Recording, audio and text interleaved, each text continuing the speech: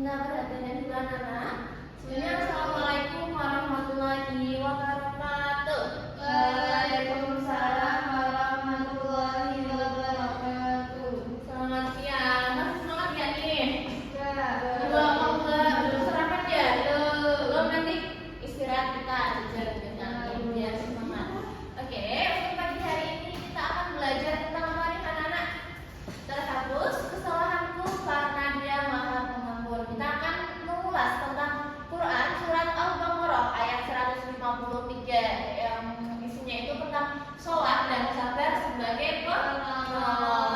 Oke, sebelum kita masuki pembacaan Al-Fatihah, kita membaca basmalah. Bismillahirrahmanirrahim. Apakah hari ini ada yang nggak masuk? Masuk semua. Masuk semua. Alhamdulillah. Oke, langsung ya kita masuk ke materi. Yang pertama. Sebelumnya Ibu mau menyampaikan dulu nih tujuan pembelajaran pada siang hari ini. Yang pertama, Ibu harap peserta didik itu mampu nih membaca Quran surat Al-Baqarah ayat 153 dengan baik dan benar. Yang kedua, peserta didik mampu menjelaskan arti Quran surat Al-Baqarah ayat 153. Yang ketiga yaitu peserta didik mampu untuk memahami makna sabar dan sholat sebagai penolong. Dan terakhir, peserta didik mampu menunjukkan perilaku sabar dalam kehidupan sehari-hari. Lanjut.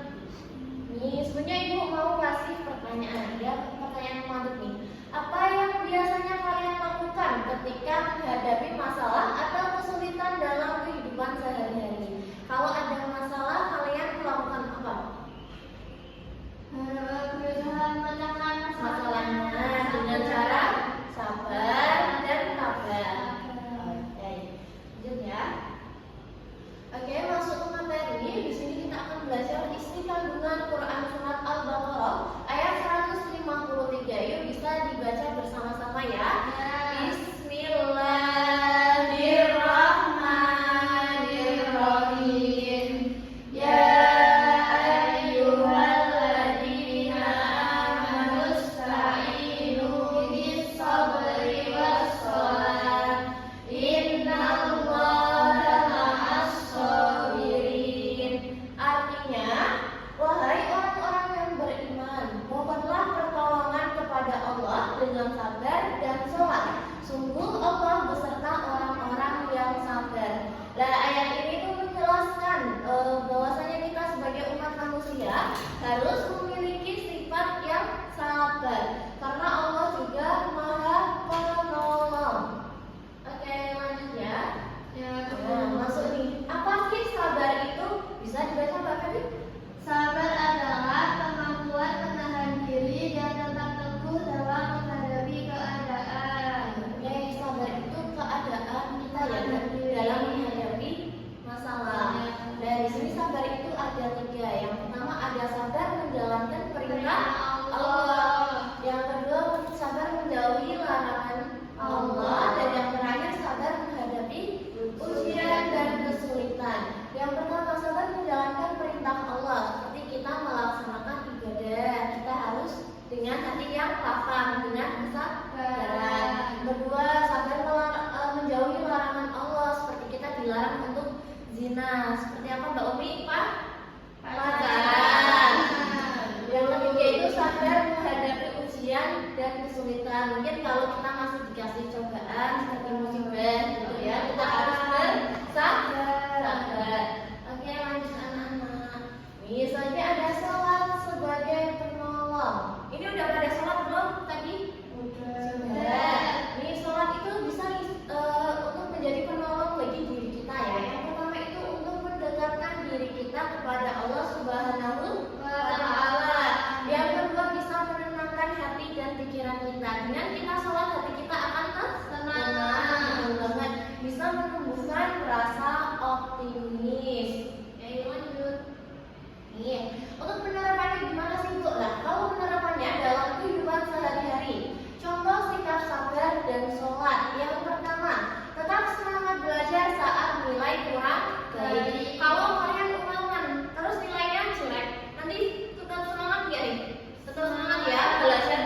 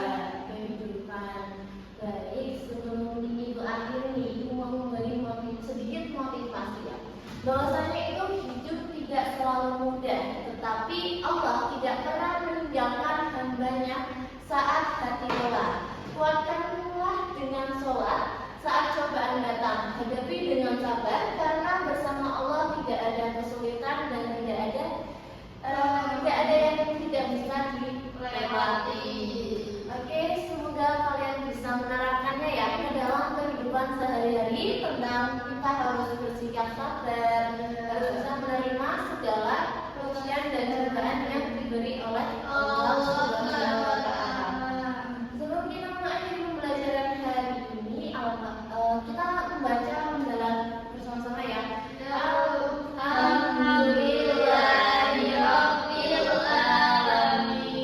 Untuk pembelajaran selanjutnya, insya Allah kita akan belajar tentang bacaan wassilah.